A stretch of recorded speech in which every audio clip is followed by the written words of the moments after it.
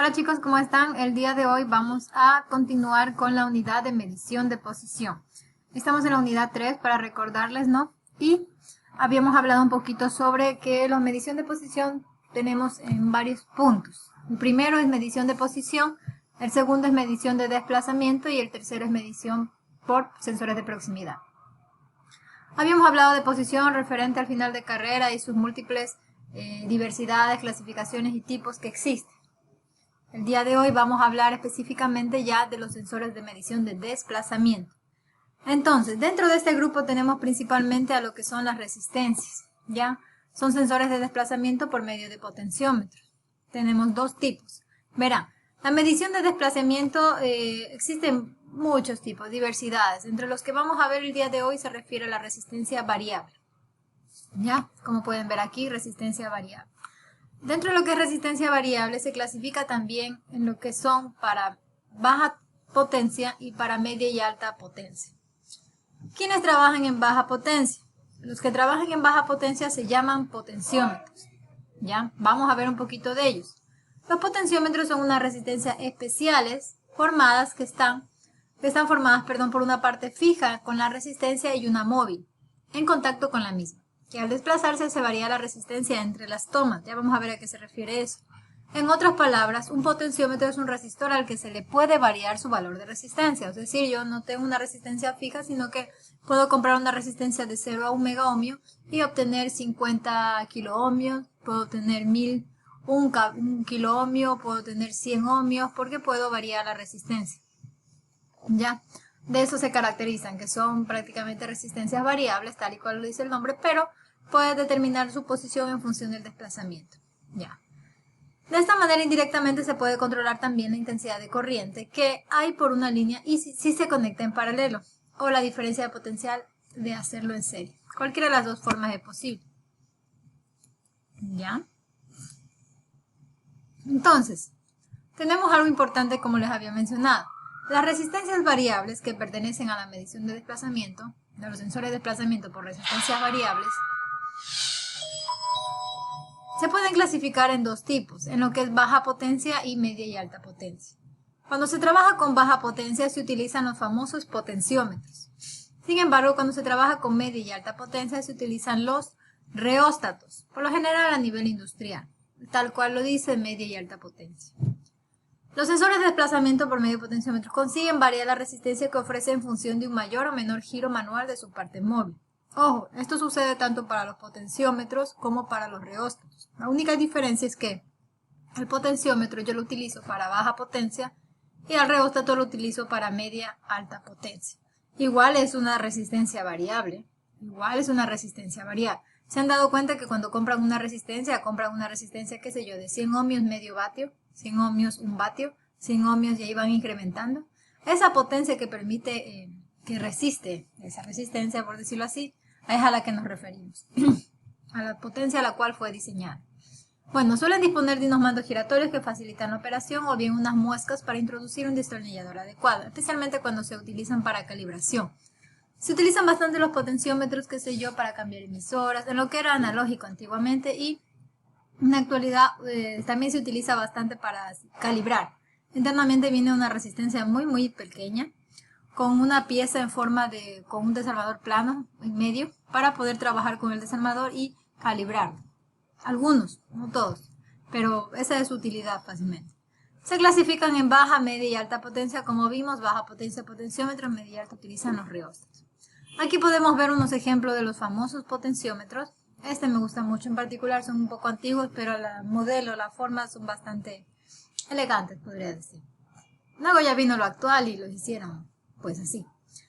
Pero bueno, si ustedes son aficionados, y bueno, mejor dicho, no aficionados, no me gusta esa palabra, me gusta ver y que una persona se autoeduca, aprende, ¿no es cierto? No me gusta la palabra aficionado, me gusta la palabra que autoaprendizaje, cuando lees, la lectura da entendimiento. Bien, entonces, no, obviamente la lectura de entendimiento y no que alguien diga, oye, pero es que eso es así porque el fulanito de cual hizo así y le funcionó. No, la lectura, siempre los conceptos en base a los principios técnicos para aplicarlos en la práctica. Así se trabaja. Bien, Ahora bien, si ustedes empiezan ya a trabajar, ¿no? Y empiezan a reparar ciertos equipos, les sugiero que vayan a equipos viejos que ya definitivamente no sirven y puedan desoldar ciertas piezas, como pueden ver aquí, puesto que al menos en nuestro país, Ecuador, no se encuentran las piezas exactas y el repuesto que le corresponde a la mano, sino que muchas de las veces nos toca adecuar un nuevo repuesto. Y para hacerlo, básicamente a veces se consigue utilizando equipos viejos, sacando ciertos elementos que ya no se los encuentra en el mercado, para poder reanimar o poder reconstituir un equipo que les hayan pedido que les reparen. Una sugerencia. Bueno, esta resistencia que ustedes ven aquí, esta negra, eso se llama resistencia de calibración y tiene aquí en el centro un pequeño espacio que sobre lo general se coloca un desarmador para calibrar. Por ejemplo, las balanzas suelen tener, los amperímetros analógicos suelen tener, lo que es para calibrar en cero la función. Bien, y bueno, eso es todo de esa parte. Ahora vamos viendo un poquito sobre la conexión de este potenciómetro, ¿ya? Está formado por tres pines. Lo que se refiere a la entrada de la alimentación, ¿ya? La salida y la tierra. Ahora bien, ¿cómo puedo trabajar yo? Yo puedo trabajar de diferentes formas. Por ejemplo, esta es la tierra y cuando es la entrada se refiere a la alimentación, ¿ya? Y la salida, pues, de dónde va a ir conectado hacia la...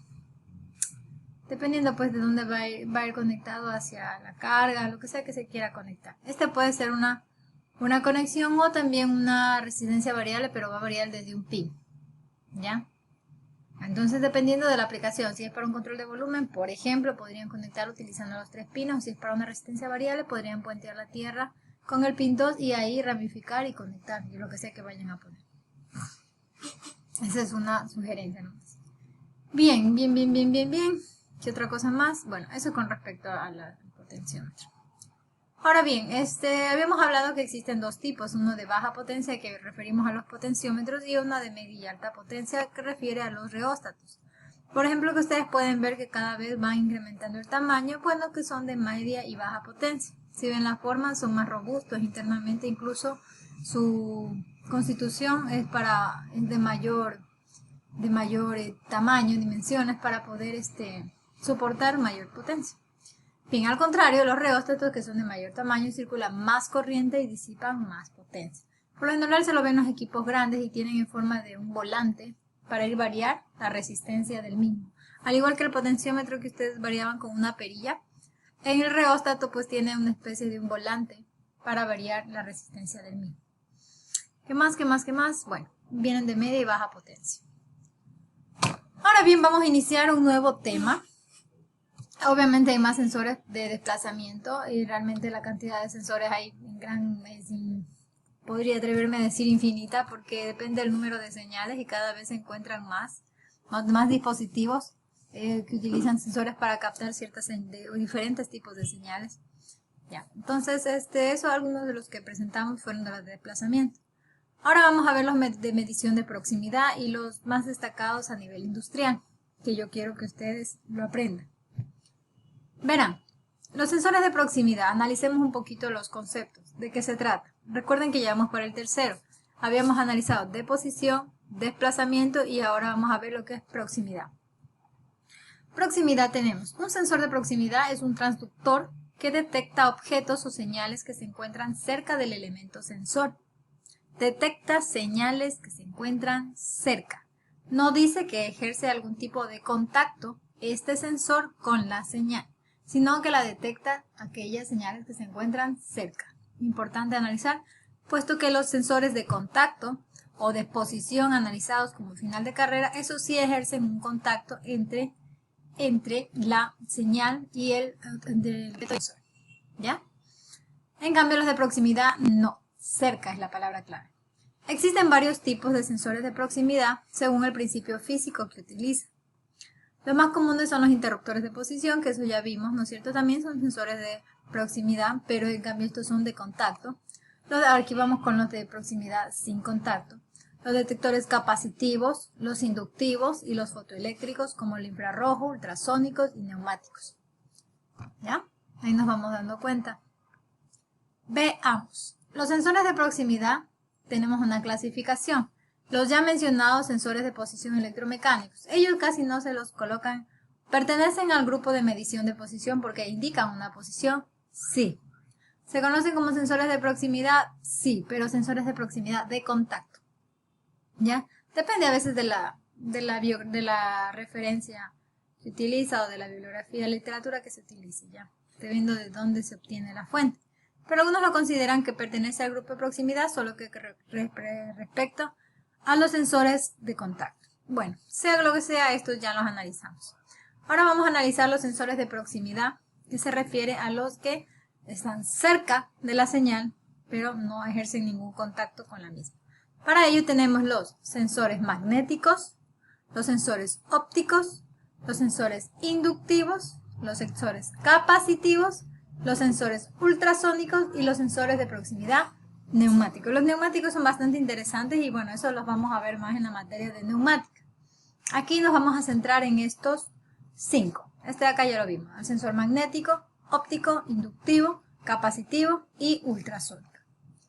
Aquí podemos ver una foto de cómo se representan en el mercado. Por lo general, si ustedes ven el capacitivo con el inductivo y el ultrasónico, podrían confundirse y creer que son lo mismo. Pero van a ver algunos dibujos, una simbología, que les va a permitir diferenciarlo. Incluso a veces uno se confunde con el fotoeléctrico. Y dentro del fotoeléctrico hay otra clasificación. El magnético también, ¿se dan cuenta? Aparece el mismo dibujo. Al menos el que tiene forma de cilíndrica. Diría, pero es el mismo sensor. No. Y tiene diferentes aplicaciones e incluso tiene diferentes conexiones. Pero ya lo vamos a ver y vamos a ver un dibujo que viene, así sea en chino ese sensor, viene el dibujo, la simbología y uno puede determinar qué tipo de sensor de proximidad se está refiriendo. Bueno, vamos a iniciar a hablar sobre los sensores de proximidad, lo que es conexión y etiquetaje. Sin embargo, este video ya mismo se termina el tiempo. Así que vamos a quedar aquí y en el siguiente video vamos a ingresar ya a ver lo que es las conexiones para finalmente pasar a los tipos de sensores de proximidad, ¿ya? Entonces, esperen el siguiente video y hasta ya mismo. Hasta luego.